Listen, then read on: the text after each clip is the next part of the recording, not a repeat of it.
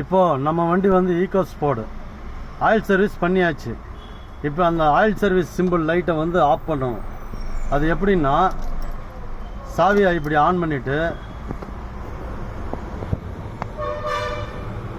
Brake escalator ரெண்டுத்தையும் ஃபுல்லாக press பண்ணி கரெக்டாக 30 செகண்ட்ஸ் வந்து விடணும்.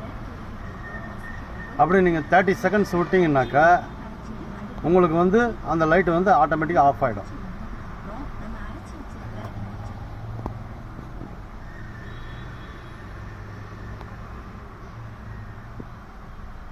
ஆஃப் ஆயிடுச்சு பாருங்கள். இப்போ